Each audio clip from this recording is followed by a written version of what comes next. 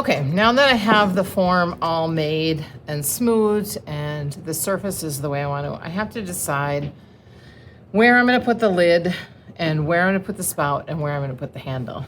So usually I take a look at it, and with mine, I think the spout would be nice kind of coming off here or maybe here, and that's what I have to decide. But I do know that the lid should be in the tallest spot here.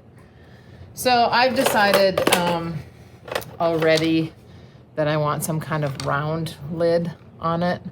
And you need to have, if you're gonna be making tea, it needs to be big enough that you can get the tea leaves out of it, because you brew tea. So I'm gonna take a look at this, make sure it's in the center. And so I have some forms for you that you can, figure out if that's the size and the way that you want your lid to look. But you can also cut your own. So you can just take a piece of paper, and fold it, because your lid could also be a rectangle. Really can be any shape that you want it to be. And so then I could take that and cut that out if that's the way I want to. So I am going to cut this out, smooth it out, and then I'll talk about making the lid part that's gonna sit on top of this part. Okay, I've cut the hole and smoothed it out, and that's the size that I used, but my lid needs to be bigger. So I'm gonna either cut a bigger shape that's similar. So if this is my hole, then I need to cut a shape that's bigger. Okay, so that would be my lid and that would be the hole. And in my case, this is the hole and this will be the lid. And again, it could be freeform, any shape that you want. But now I have a slab, and I like my lids to be fairly thick, actually. And I can take this and mark it, and I could cut it out. Mine has little waves in it.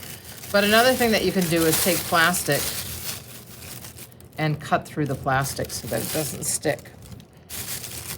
Kind of rounds it out a little bit. You have to decide if you like that look. If you like that rounded, kind of looks like a cookie look to it.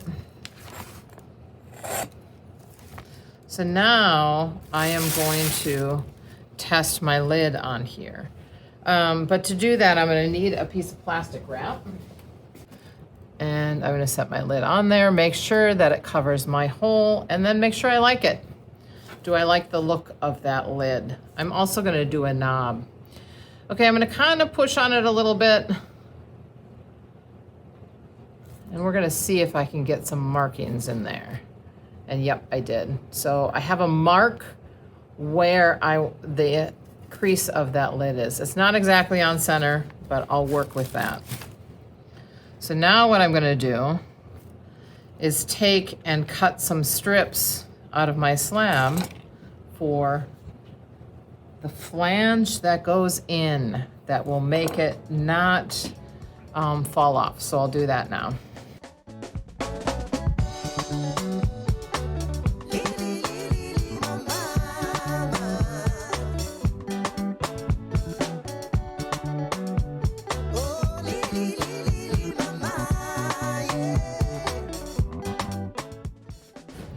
Okay, now let's see if it fits. I did roll out a coil, flattened it out, and then I used my thumb to thin this down so it wasn't so square, and so it tapered in.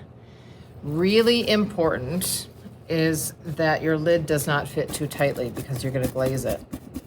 So I'm gonna put that in there, and there's a little wiggle room there, and I think we're good.